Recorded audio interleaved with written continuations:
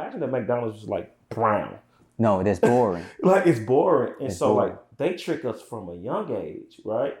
And they embed their marketing, they embed their verbiage, their language into our minds and our hearts as kids. Think about it, a happy meal. Yeah, I was gonna say that. It's not a sad meal. Right. It's not a depressing meal. Like this is very, very happy. When I eat this, and then they give me a toy. Like, oh my God. They give me a toy of what's being marketed, like the favorite, like the trending movie that's out. Yes. Like, so if it's Avatar out, they give me a toy of Avatar. I've already been seeing this on the commercials because they put that on TV every 5 minutes, right? And so I get a toy, and it's like I connect with it.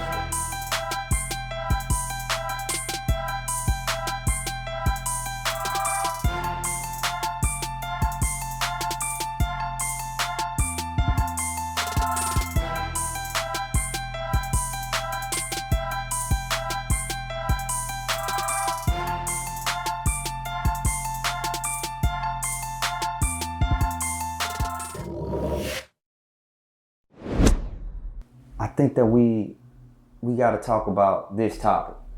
I think it's a very important topic because we associate our identities with brands. Sure. We can associate our self-worth with a pair of sneakers or a certain logo or a certain company who, to be honest, they don't give two about you. Sure. Right? And so we're doing this and we're passing this on to our kids. Mm-hmm. We're passing these beliefs on to our family members, our friends and family, and it's giving the impression that it makes us happy. Sure. Right? But at the end of the day, people are not. They have all the cars, they got the big house, they got the Gucci this, the Louis that, the Prada this, and at the end of the day, they still feel empty. Yeah. And what's worse is they can't stop it. Yeah. Because they don't realize that this marketing and this advertising has done such a tremendous job that they don't see is working within them. And it's being triggered every time they see a certain color, every time they hear a certain sound. Yeah. Like Taco Bell just did a commercial where you hear that boom, and then the person like automatically just goes. That's literal. Like you don't really take it as that, but that's literal. Yeah. When you hear that bong, then you like start thinking about tacos and burritos and enchiladas. I mean, I think, you know, the genius in the programming, right? Yeah. I think it's genius. And I think at some level we all are branding and building and marketing something, right? And so how do we go about recognizing if it's an enemy or a nemesis? I think that's a great question because everybody that's branded to you, everybody that's soliciting you, they're not your enemy. But I think we're speaking to when it's causing us to not reach our potential, to not be able to set goals and follow through with those goals. Right. Because we have these, addictions almost, right? Yeah. And so, like, how do you differentiate that? Like, how do you really know when, like, okay, this person is an enemy or this person is a friend when it comes to like these major companies and corporations? And I think it's whether or not it's to your detriment. Right? We have a lot of discussions about different areas of our lives, right? So we have documentaries where the one guy ate McDonald's for 30 days Supersize Me. Supersize Me, thank you. Yeah. And he saw that this is killing me, right? Yeah. But some people, they are addicted. Like, they eat McDonald's. Like, they gonna get them a Big Mac. Man, them golden arches. Supersize me. Like, Yeah. them fries, right? And it's their health is deteriorating because of that. Sure. Right? That's when you are the enemy. And you specifically are not the enemy, but you have been infiltrated. Like, your mind, your thought process has been infiltrated to the point to where you don't even care anymore. Yeah. That this is to your detriment. Yeah. That it's killing you physically, it's killing you financially, it's killing you emotionally. Like, all things connected, man. All things are connected, right? It's definitely killing us mentally, man. Yeah. Like, there's so many toxins in that food. Yes. Like, I mean, that's a whole nother conversation for another episode, right? But no, you're absolutely right. And I think they do it like we mentioned in, the opening, that they do it in this like fun, exciting, exuberating way. They hit you with the yellow golden arches. Yeah. And as a kid, you see that this bright, big yellow, they so high in the sky, it's bright, it's yellow. And so as a baby, like, you just automatically gonna look up like at this bright yellow thing that's in the sky, right? And then they got this red already triggers in your mind like hunger. Mm-hmm. Like, that's why most food companies are like red. If you think about like Rowley's, Jack in the Box, Wendy's, she got the red hair. McDonald's got the the golden arches, but then they have this big red sign. Their Happy Meal boxes are red. So these are bright, vibrant colors. Imagine that McDonald's was like brown. No, that's boring. Like, it's boring. And it's so boring. Like, they trick us from a young age, right? And they embed their marketing, they embed their verbiage, their language into our minds and our hearts as kids. Think about it, a Happy Meal. Yeah, I was gonna say that. It's not a sad meal. Right. It's not a depressing meal. Like, this is very, very happy. When I eat this, and then they give me a toy. Like, oh my God. They give me a toy of what's being marketed, like the favorite, like the trending movie that's out. Yes. Like, so if it's Avatar out, they give me a toy of Avatar. I've already been seeing this on the commercials because they put that on TV every 5 minutes, right? And so I get a toy, and then it's like I connect with this stuff. And then it's always like Disney characters, Simba from Lion King, and you getting all Buzz Lightyear from Toys Story. And so it's like, this is a Happy Meal, and you don't realize that they're baiting you to be our customers from sometimes 8 months till you check up out of here. Right. At 90. Right. That's a long time for somebody to be giving you money. And like you said, I don't think it's a bad thing, but it is bad when we start talking about the health issues that these things cause. These things sitting and rotting in our stomach for months. And now we have these guts. And so it's so many angles that we can go with this conversation. But even talking about Ronald McDonald, this happy-go-lucky clown, back when we were coming up, it used to be like real. Ronald McDonald would walk in and play with you. Hey, sure. Give you $5, take a picture with.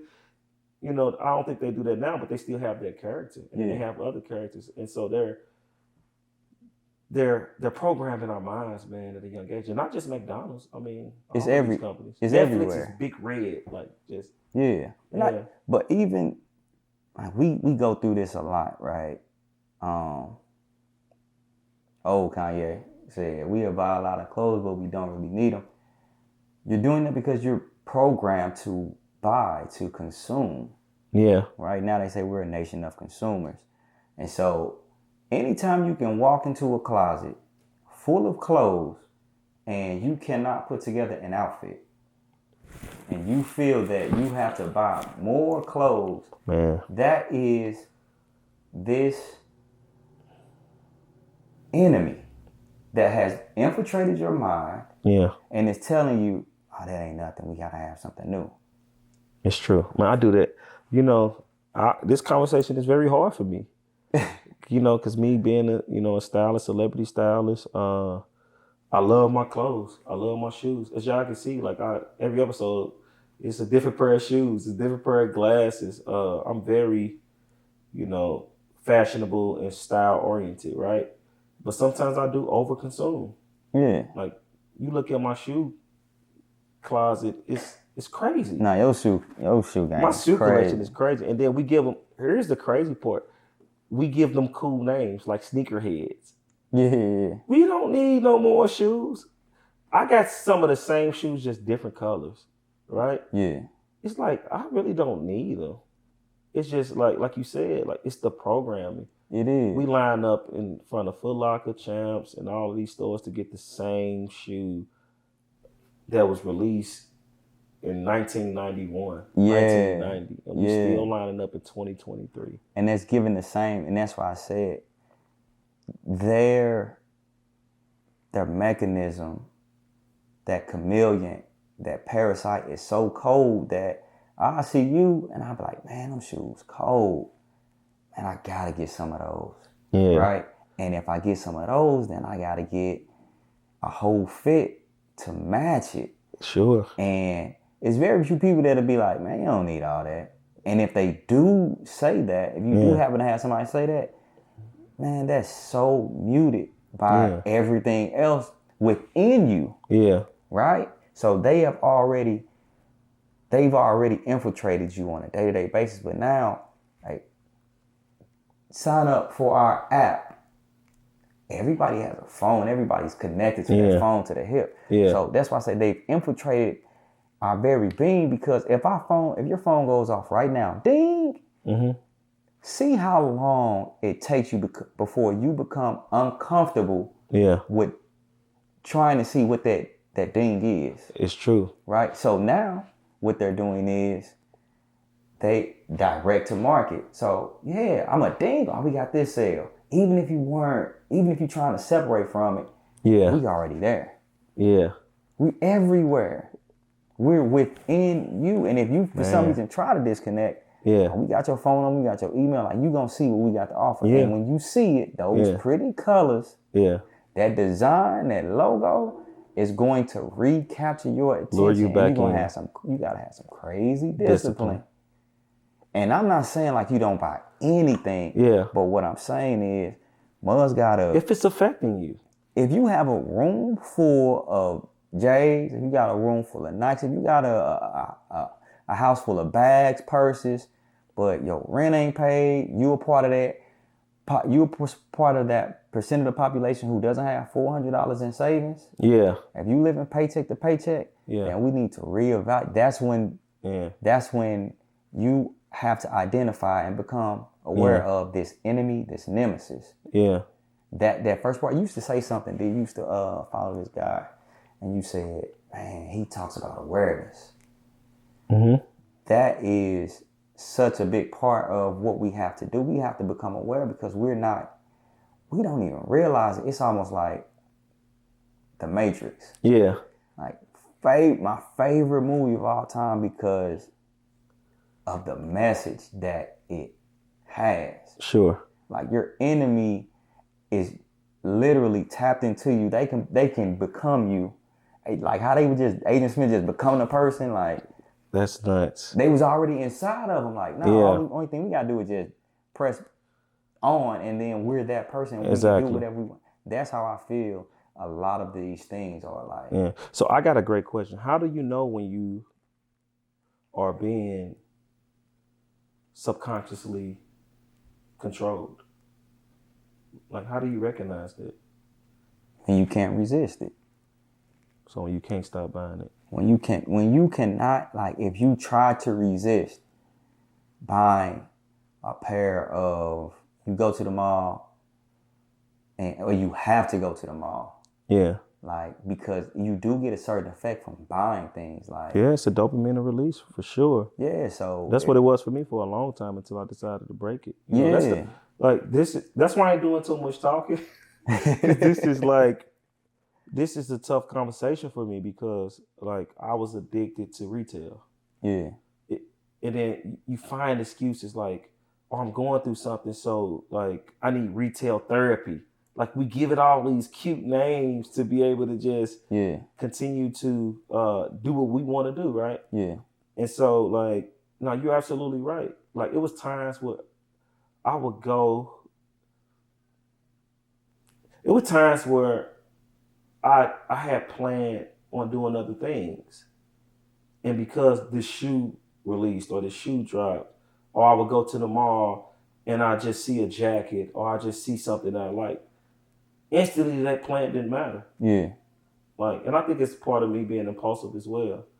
But man, this is a topic that we definitely got to shed light on, because I think it happened not in just the shopping area. It happens in the eating area. Like, we overeat Yeah. because as soon as an Applebee's commercial come on, or you weren't even thinking about no boneless wing and spinach artichoke dip, but Yeah. as soon as you see the picture of it, you're like, oh, I'm hungry. It just triggers your mind to think you're hungry. You were chilling at first. Yeah, very true. And so, like, I think what you're saying is key. Like, realizing that you got a problem when you can't resist it. And so for me, how did I break it? I broke it by fasting. Like, so at the beginning of the year, I would challenge myself not to buy any shoes and clothes for 6 months. Yeah, the first time I did it, I failed epically. Like, the second month, it was some stuff that I wanted that ain't came out in a while. Right. And they came out. I was like, all right, I got to get it. I made an excuse. But the second and third and fourth year, I got better. And, I challenged myself and I had a level of discipline. And now it's just like, it's not even a big deal.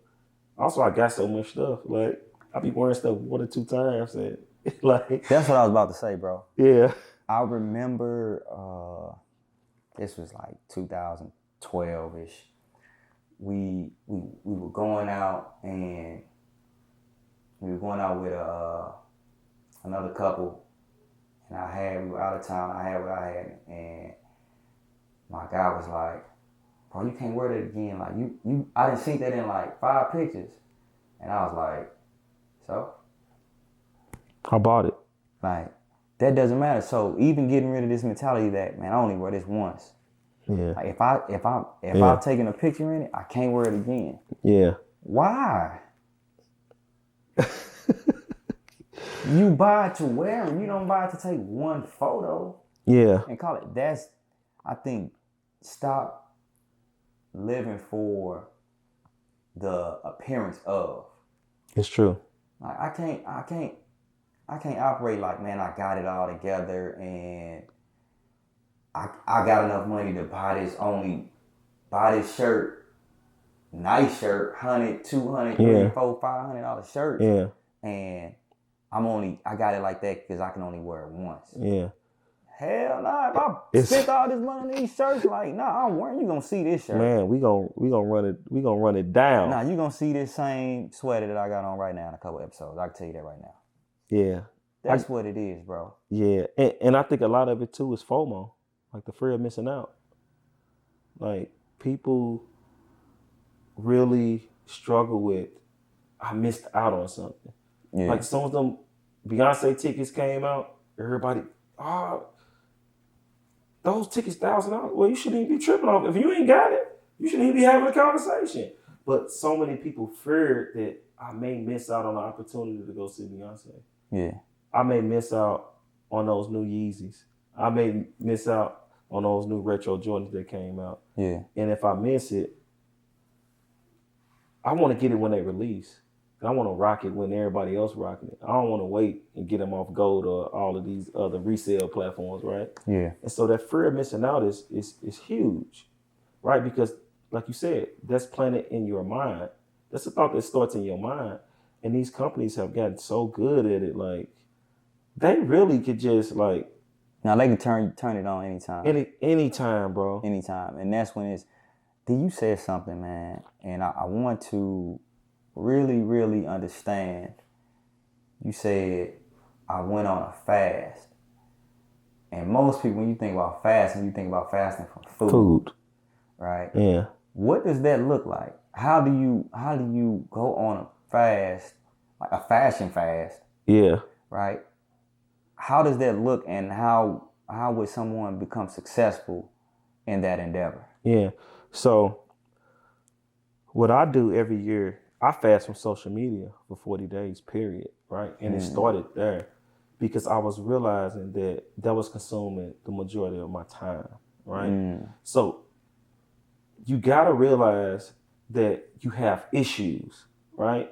And I think it starts with being self-aware. So that's the key. Being self-aware that me doing this is affecting me. So whether that's eating, binge eating or eating because you're stressed or, overindulging and you're increasing in weight, but you're looking yourself in the mirror every day and you're disgusted and you know you don't like the person that you see in the mirror, like we need to go on a fast. We need to change our diet, right? Or if you're constantly spending money with birthdays, celebration, holidays, and you see your bank account getting low, right? I think I think you really gotta like do an audit, and you really gotta challenge yourself, right? Another thing, I went on I was like 215 pounds, D, and I went on a raw fruit and vegetable diet, and it was the discipline in me to just say, you know what, I really don't like the man that I look in the mirror. I really don't. And so that's when I made the decision. I think you got to get sick of living a certain way. If you're not sick and tired of it, you're not going to discipline yourself. You Yeah. cool. And so I think it starts there. Being disgusted with where you are, challenging yourself to be better, and sticking with it. And sometimes you got to start with 7 days. Sometimes you got to start with 10 days, and then you can increase. My no meat fast was originally supposed to be 40 days, and then it turned into a lifestyle. And I haven't eaten meat in 6 months. Nice. And so I think that's where it starts. Being disgusted, being tired, and one change. So D, talk to me about the fashion fast. Because we gotta touch on the diet and getting that together, how you basically change, reprogrammed how you think when it comes to food. But talk to me about fashion, because I feel like the fashion fast, that is, it's keeping a lot of people, it's holding a lot of people back. Yeah. So one thing that was going around that was going viral was like Kawhi Leonard, NBA champion, multimillionaire. He still drives his like 99 Ford Expedition or Ford Explorer, right? Warren Buffett still drives his old Cadillac. When I look at Steve Jobs, he wore the same outfit, right? Bill Gates, these guys, they walk around in these rundown shoes. Their outfits are not glamorous. Even Jay-Z, like old Jay-Z, rocked a lot of the high-end fashion, the chains and stuff like that. And when you see him now as a billionaire, he don't be having hardly none of that stuff on, right? Yeah. And not saying that he don't have high-end stuff. It just kind of, it's the lower key stuff, right? But he definitely ain't got 1,000 chains on like he used to, right? And so I started noticing, I started auditing my finances, and I started looking at my bank statements, and I'm like, man, I spend about 20 G's a year on clothes and shoes, like easy, Jesus. like, yeah. And I was just like, dude, you tripping? Like you tripping? That 20 grand could go to another property. That 20 grand can go into a life insurance policy for my sons. Like I started realizing that like it started when I was in middle school, not having mom and dad couldn't afford the latest and greatest. They put us in LA Gears that light lit up. Man, they put us in them Dada that look like Air Force Ones, but they want the Air Force One. And I had to straight audit myself, like, where am I feeling inadequate that if I don't have the latest or if I don't be fly, then I'm not worthy. So it really started there, D. Yeah. And I'm like, I started working young and hustling young to get all this stuff. And once you develop habits, those habits follow you to your adult life. And so I was still hustling and working for material stuff. And so one day I was like, nah, this gotta stop. Like, because certain opportunities presented themselves to me and I couldn't really invest because I ain't had the money. And I was like, where's my money going? And I looked and I say, oh, okay. And so I went on a fashion fast. And I did it for 6 months, man. And then one time I almost got to a year, D. I'm not buying nothing. And then that taught me that you got enough. My feet don't grow no more. Right. I got over 200 pairs of shoes. Right. So you can always have nice outfits on because you done bought enough. Right. So sometimes we gotta look in the mirror and say enough is enough, and that's what I did. And you know how much I love fashion. You know how I like to be in the latest, and then being a stylist. I'm always in the mall. I'm always seeing stuff. I'm always online shopping. People are always sending me stuff. So sometimes I'm like, man, I'll be in there for a client sometime, and then I'll be like, man, I like this for me. Right. But it's all about resetting your mind and having that paradigm shift on what's really important. Yeah. I had to look at that little boy and be like, you're not going to control my adult life. That's what it really was. I was still a little boy in that area of my life. Yeah. I was mature in other areas, but I was very immature in finances. Right.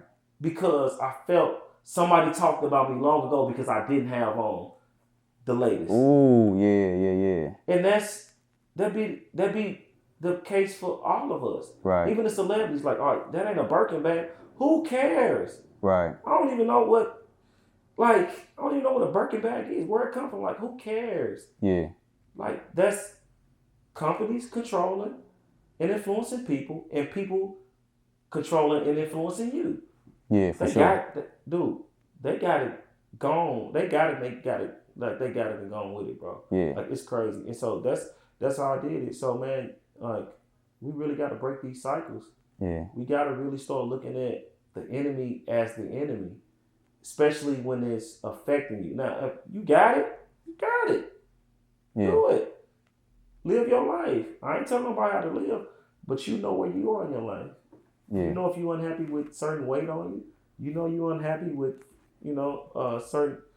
certain financial situations. You know you're unhappy with all these things. So yeah. So I gotta get this in. If you love shoes, all right, and you realize that, my opinion, most people not gonna stop buying Nikes. Right? I remember it was about to be in recession and the world's about to end. I took one trip to the mall and everybody had Foot Locker bags and Nike bags. You know what I told myself? Yeah. I said, I'm gonna buy NKE. Yeah. The stock. I'm gonna buy the stock. Nike stock.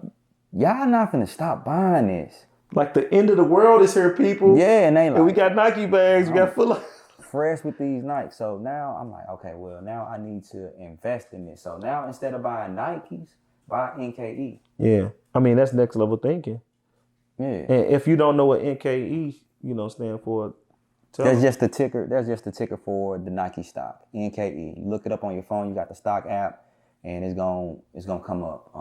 And so I think that's what we gotta start realizing, is that there are other ways for us to do certain things, and realizing that there are active enemies within active programming that they're trying to control what we're doing.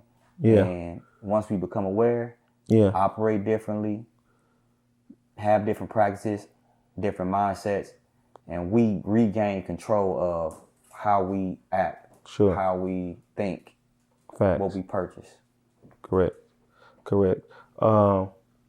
And I don't want to seem like it's bad to buy that stuff, right? But just shift and find out other ways to get that stuff. It's other ways. Yeah, most definitely. So, not to our detriment. Yeah. Right. Hey, all right. It's your boy Tread the Great. I'm just Daniel. And this is All Things Connected.